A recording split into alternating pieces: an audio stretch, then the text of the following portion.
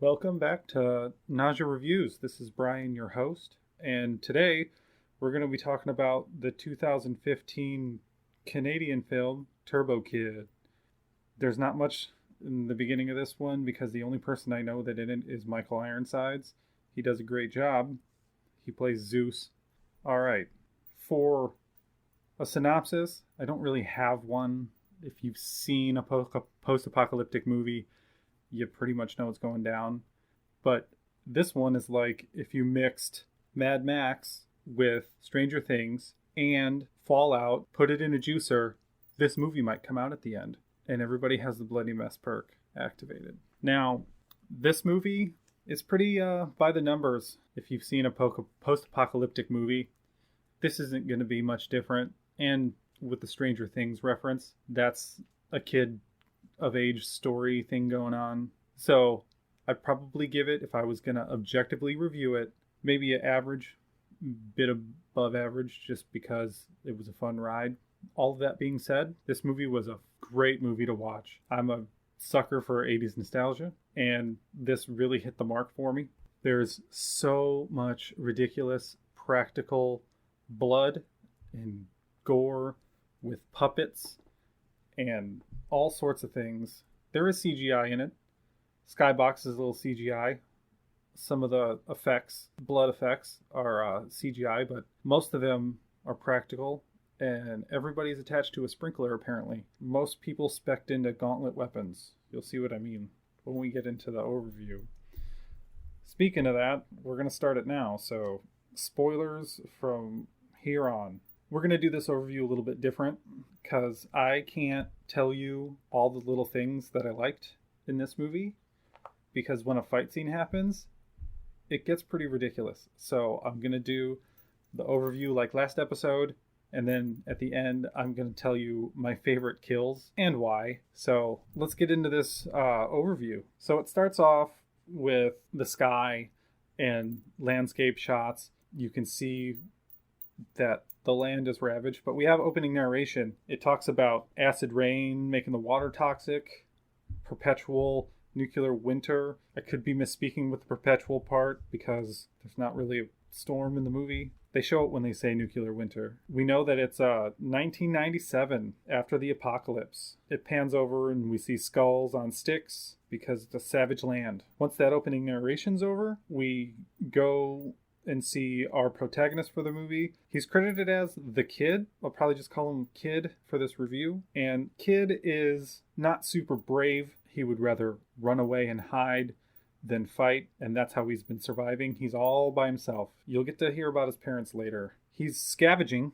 That's his job. He just scavenged the waste and then trades it. But this awesome 80s synth music starts blaring, and then we get some BMX badassery because their only mode of transportation is bikes, and they play this entire movie 100% completely straight. It's funny, but nobody points it out in the movie. It makes it even funnier. It's great. It's good stuff. And then we get 80s Turbo Kid title card.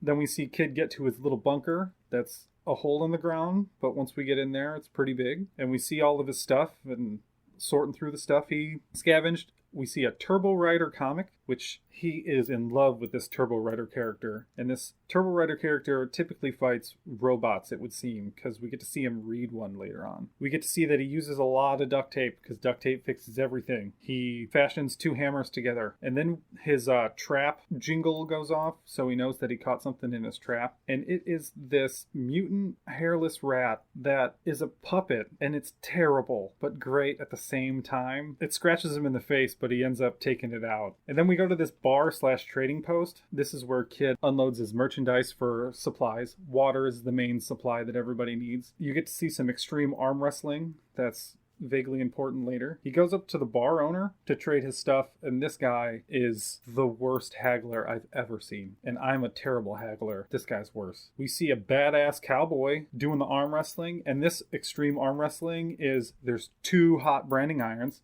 and whoever gets branded first loses. But this cowboy guy just kicks the shit out of the guy that he's going up against. And then they end up being buddies even though his buddy pulls a knife on him. This movie has weird relationships. sometimes. And this is when the trader sweetens the deal because Kid bitches that he's not getting enough stuff for his trade.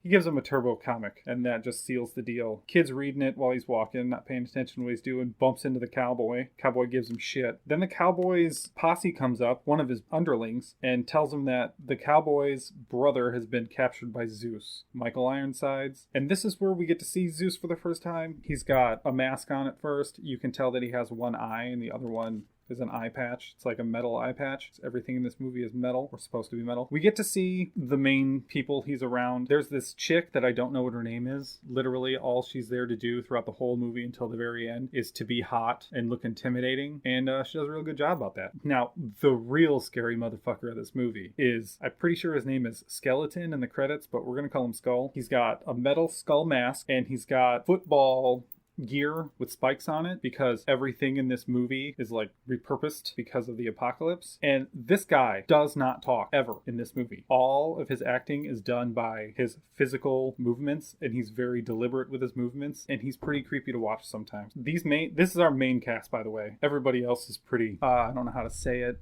like lackey. They're lackeys, but this Skull dude is one badass dude. He's got a buzzsaw gauntlet where saw blade comes out, circular saw blade, and it spins, and then he can shoot it. He is a pain in everyone's ass, but he follows Zeus 100%, whatever Zeus says. And then Zeus orders the death of Cowboy's brother. It doesn't show it, and I'm thinking to myself, they're going to cut out the gore in this 80s movie? That doesn't make any sense, but we'll see later that I was incorrect in that thought. Then it cuts to a kid reading that comic book on a swing set, just out in the open. I don't know why he didn't go back to his bunker to read it, but he's reading it. That's when we learn that he fights robots. And then this white and light blue ball of just bubbly energy apparates into the other seat and scares the shit out of Kid. And before Kid can even react, she slaps this bracelet onto his wrist. He's freaking out. This chick is oblivious to everything. She's around his age, and she's talking about how they're friends and they just met 2 seconds ago. She has to go and say bye to her old friend, who happens to be a corpse that has been sitting there for quite some time. And this freaks Kid out. Kid drops the comic and bolts back to the bunker. When he's in the bunker, he tries to take off that, it's like powder blue. I don't know the color, periwinkle maybe. He tries to cut it off because he can't get it off, and it shocks the shit out of him. Then we go to Cowboy and his posse taking a piss.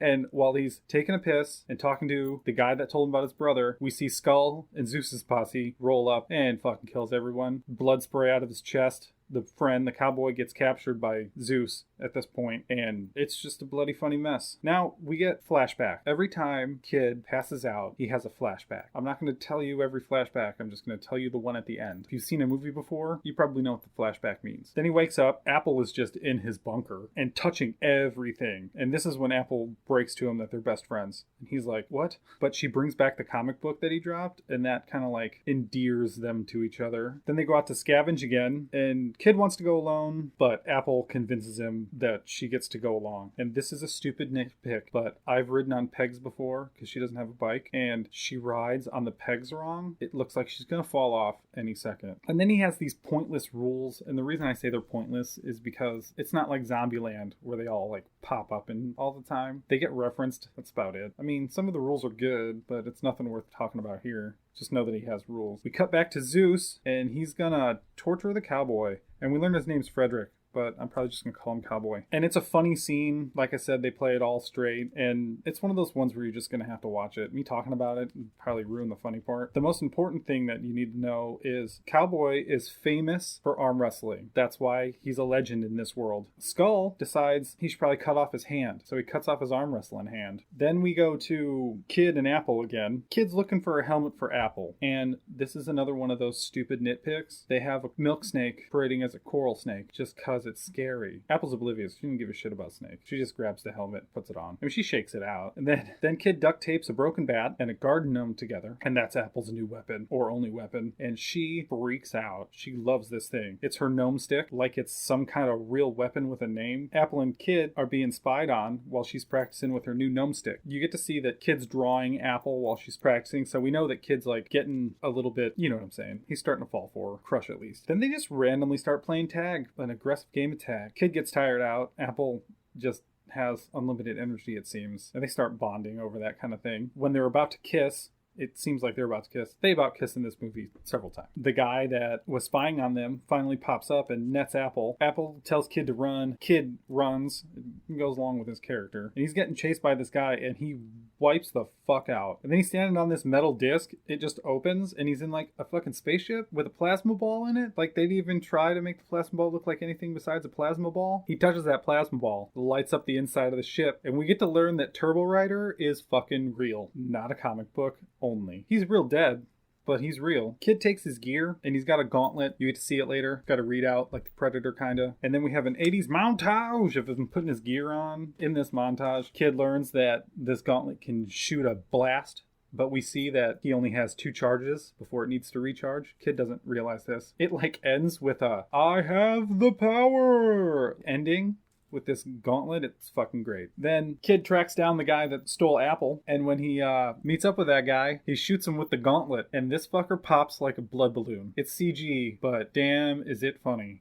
And whenever Kid uses this gauntlet against somebody, it's a pop like that. Sometimes they leave parts of their torso behind, sometimes they don't, but it pops, and it is hilarious. It's great. But that was his last shot. He doesn't know that. We're not supposed to know that at the beginning of the song. We get to Zeus, and Zeus has Cowboy and Apple in a pool, the same pool that Cowboy's brother was in. Cowboy doesn't know that his brother's dead yet. He kind of just learns that as the movie goes along. And there's another guy, but he's not a main character. He's just there. Kid finally gets to Zeus's complex. And then we cut back to Zeus addressing the crowd, and there's chanting going on at some point. But before that, there's this big machine in front of our main characters, and he explains what it is. It's a people juicer, because that's how they get all their water. Zeus supplies the water to the region. It's made from people, so you're drinking people. That's a fun way to do cannibalism. And then they start chanting Zeus, Zeus, and then Apple chants Zeus because she's ridiculous and hilarious. I thought I was gonna hate her when this movie started, and she's like one of my favorite characters. She's great. Kid shows up, but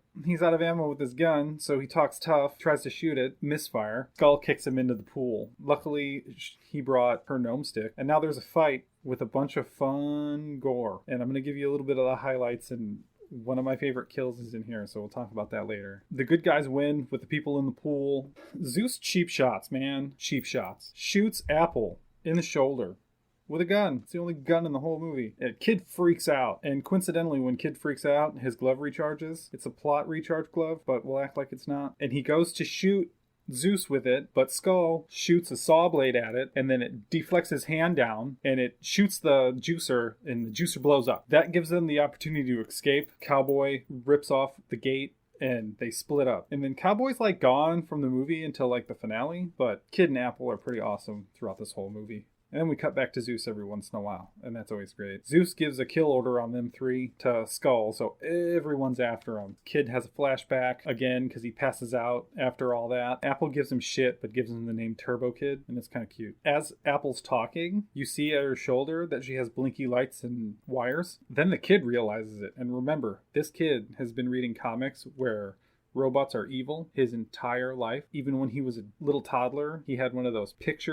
red picture slider things, and that's like, he got it from his mom, so it's really important to him. So he thinks she's evil, and she walks at him so menacingly for this little tiny blonde girl to sound menacing. The only reason she's menacing is because we know she's a robot. And tag, he's it. And then Kid's like, well, I guess you're not evil. Nothing's changed except that you're a robot. Then Apple shuts down. Just, they're walking and they're talking about how Apple's a robot, talking about evil robots and how he thought they were evil, and she's like, depends on the model, and then she just shuts down. And then she boots back up, but her bioelectric transmitter is damaged, whatever a bioelectrical transmitter is, attached to her power, so she's losing hearts. She's got a limited time. They're on the move now, because Kid wants to save her. They meet up with the bar owner, who's skipping town, beg him for information to find a new bioelectric transmitter. Apple has a headband. It's got a couple of bedazzles on it, and they give it to him, and then he cracks. He's like the easiest bartender ever. He tells him to go to the robot cemetery because the parts could be there. Then they're off to the robot cemetery, but it's a montage of scenery as they're going, and it's pretty nice. It looks great. It's a good post-apocalyptic look. And that all ends with Apple shutting down again. Then the bar owner gets caught by Skull, because Skull does freaking everything in this movie. Apple powers back up. Later, they bond again. Kid asks where she learned to fight, and then she freaks out, and she's like, I could teach you. Do you want me to teach you? She gets really serious and ridiculous at the same time. The fighting style is surprise kid, poke him in the eyes, punch him in the throat, knee him in the nuts. It comes back later, but it's pretty funny because she surprises the shit out of him, just boom, boom, boom, and he's like collapsed on the ground. Then they bond a little bit more. They're looking up at the stars. Kid asks Apple if she knows what stars are, and she's a fucking robot, so she's like, guess, all collected together, they form stars. Kid didn't like that answer, so he tells Apple what his mom says about the stars. And his mom says, every time someone dies, a star is born. Your soul goes up and becomes a star. So when the apocalypse happened, the whole sky lit up. And Apple seems to be becoming more human emotionally. I don't know if that's part of her programming, but she does start to become more... I mean, she's always ridiculous, but she's less robotic as the movie progresses. And then Kid tries to kiss her again, but she throws up. She eats. She's a synth from Fallout. It's fine. And then Kid promises to fix Apple. Like, for real this time. Then we get to see what happens to the bar owner, because Zeus has him tied to a chair, and he's got his guts tied to a string that is tied to the back wheel of a bike. Skull gets on the bike at some point and pedals just a little bit, pulls his guts out just a little bit, like the babyest little bit, and bar owner instantly snaps. But Zeus is like, that was boring. You'll understand. And Skull just pedals that bike and rips his guts out until it wraps around the wheel, because Zeus is an asshole. It was a pretty good... I think they used a real intestine. It was pretty good. Kid and Apple are hiding because he talked, so then Skull's on the move. Skull's right next to him. They're hiding in like a concrete demolished building. Unfortunately, Apple arm is down to half a star or half a heart, so the alarm goes off, and then, Skull finds him, and they start chasing him. They get to a bridge that's collapsed. Kid pops two of the guys and tries to shoot Skull, but Skull dodges it because Skull's badass. And then Skull's an asshole and shoots his blade, and we follow the blade, like if we were following a bullet, and just takes off Apple's head. She's got blue blood, by the way. And Kid doesn't care about fighting Skull. He jumps after her Skull, and they fall down into this toxic area. And Apple can still talk, so he gets her head, and he crawls through this toxic waste. And he is dying, pretty much, it feels like. But he knows he's close to the robot cemetery. So he gets to a pile of robot bodies and duct tapes her head onto one. Guess what? She doesn't reactivate because you duct taped a head onto it. And then he passes out. And this is where we get the final backstory. I'm just going to highlight it. Zeus is looking for water. So he shows up. And they have like a 55-gallon drum of water, like fresh water. And Zeus wants to know where they got it from. But they're not talking. So Kid's like a toddler at this point. His dad starts getting drowned in the barrel. And then his mom hits Skull with a hammer, knocks him off, and then she gets punched in the head, and then his dad gets up and he dies. He gets killed by Skull. We'll talk about that later, promise. The mom's gone from the picture. I don't know how she teleported to the other side of where they were, but she comes up, says some witty one-liners, and shoots Zeus right in the eye with a crossbow bolt. That's why he's got the eye patch. But he doesn't recognize Kid until way later in the movie, because Kid says, let's make it memorable, and his mom, right before he shot Zeus in the eye, said, let's make it memorable. But Skull's on top of this shit, shoots her in the chest with a saw blade. She's still alive, though, even though she lost more blood than a human being has. Kid tries to stop them, but he's a little kid with a toy gun. He shoots at him with a toy gun, and they just yell at him. They go, rah! And Kid runs, and then they just let him go because they think he's going to die out in the waste. And then Zeus finally kills his mom with a golf club. He uses a golf club as a cane. He uses it on her. Kid wakes up in the back, or in the sidecar of a bicycle, or a tricycle, I should say. And you get to see Cowboy's back. Picked him up. First thing you see is Cowboy has a robot hand now, which doesn't make a whole lot of sense, but it's awesome. If you didn't notice before, we notice now that Kid doesn't have his power glove. He's got the power glove. He lost it when he jumped for Apple's head. But Cowboy's got a big bomb. So they team up and they go to confront Zeus for the final time. This is final stand time. This is a big, long, drawn-out fight. And I'm going to give you some of the stuff that happened, and then we'll talk about some of the kills in it, because some of them are great. Right before the standoff happens, the tracker beeps, and then Apple decides that she doesn't want to be dead anymore and just reactivates. And she picks up a plastic unicorn. I only bring that up because it's important later. It's definitely a plastic unicorn. Then Kid shit talks Zeus, which gets him to remember. Zeus calls in reinforcements. It's a lot of guys, and we're talking about a dude with a robot hand and a kid with a sword against, 10, 15 guys? That's not even counting superpower Skull guy. Kid's about to give up and run away, and Cowboy gives him a little bit of pep talk. And that causes Kid to freak and run towards the first guy. And he takes his sword and goes eyes, throat, and then kicks the guy in the nuts, and he just falls over because what is his nut shot for after you fucking chop his face in half and slit his throat? But that just gets this big fight going, and Kid's getting ganged up on, and he's not a good fighter. Cowboy's doing great. He's got a robot hand. He's punching people. It's a good time. So he looks over at Cowboy. Cowboy's like, hey, check this out. And then he does a kill that I'm going to talk about later. And that re-emboldens Kid. Kid starts stomping ass a little bit. He's doing a good job. Then the chick that I don't know her name from earlier, the only other girl in the movie besides the robot, finally does something and just stomps the ever-loving shit out of Kid. Just beats the ever-loving shit out of him. And Cowboy can't help because he's got to fight Skull. And right when they started the fight, they set a timer for the bomb. Turns out the bomb's a dud. But the good thing is, Cowboy finally gets the upper hand on Skull and knocks him the fuck out.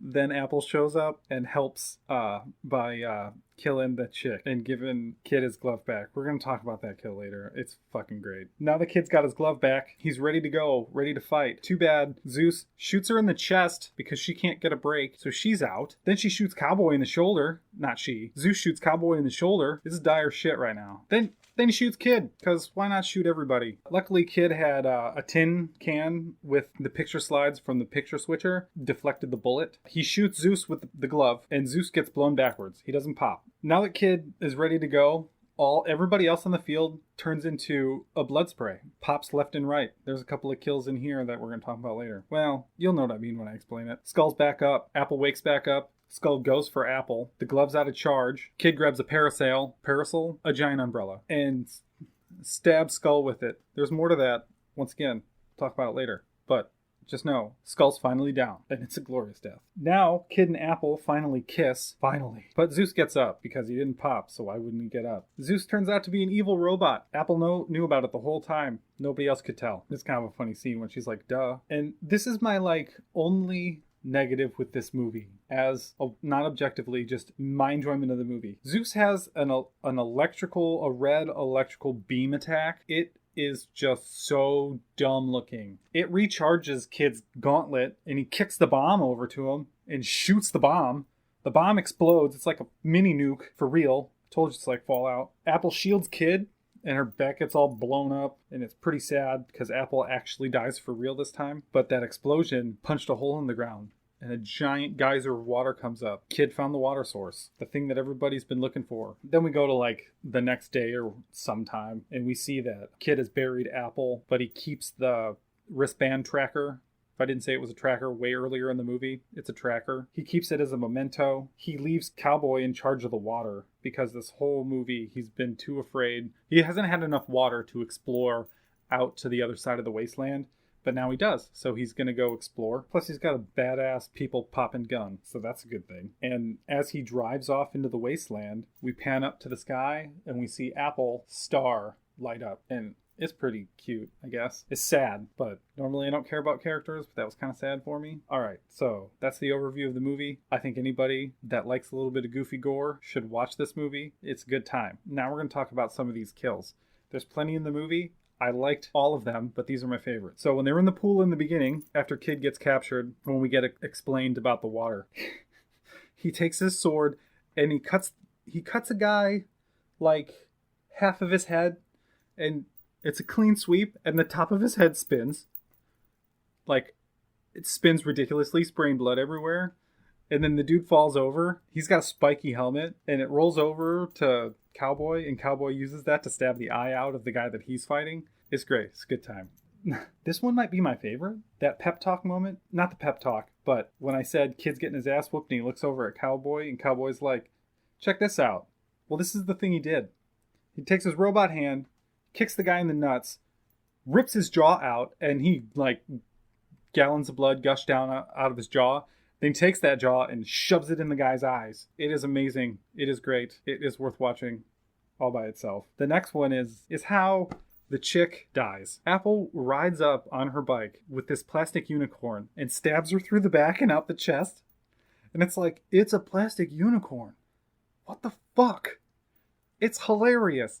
And then she gets her gnome stick out and beats that bitch to death. It's a great time.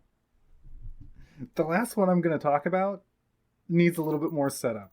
So when they're fighting in the big fight, some guy tries to stab Kid with a shovel, and Kid dodges it. So the shovel goes into another guy, and then Kid falls on the shovel, and it cuts him in half, and it throws his torso up, and it lands on another dude's head, and then Kid throws the legs, and the legs land on another dude's head. So we have like one guy that can't see because his head is inside the torso of a guy. So it's just like arms and a head sitting on top of a guy. And then the other guy has the legs, same situation. And that's not even the kill. That's just a setup to the kill. So once Kid gets his gun or his gauntlet back, he starts blowing people up and these body parts keep flying. I'm pretty sure it's a quadruple stack of torsos and legs on one guy. And Kid just pops that whole thing. He's like, yeah, done. It's just ridiculous. Puppets and mannequins and all sorts of blood spray. Oh, I forgot to bring up one. In the flashback, Kid's dad, probably second favorite kill in the whole movie. Skull takes his buzzsaw and does a cross slice, like both ways, makes an X.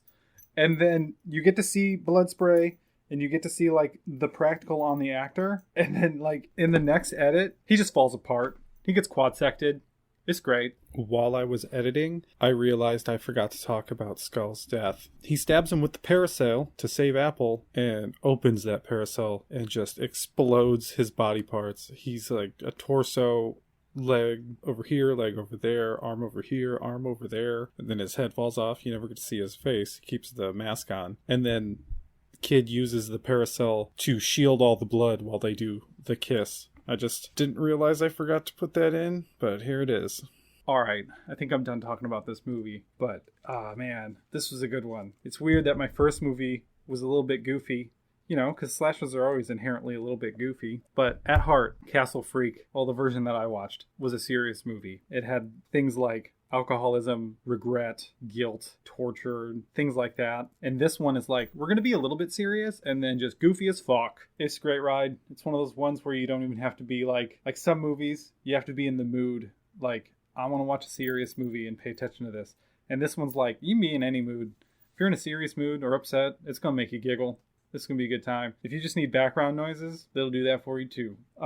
That's all I have to say about that one. The next movie I'm going to do, since I did two movies that I knew that I was going to like, or basically knew that I was going to like, we're going to do one that I don't know anything about at all, except that it's called Wendigo. I know what a Wendigo is. Don't know what this movie is. So I doubt that next week's is going to be positive, but that's all right. It might be fun to see me be pissed off about a movie. I don't know. If you like the intro music, check the description, either of the podcast or the episode. The guy that did the music for it, he'll work with you. He's great. And have a good week. I think that's everything. See you guys later. Bye.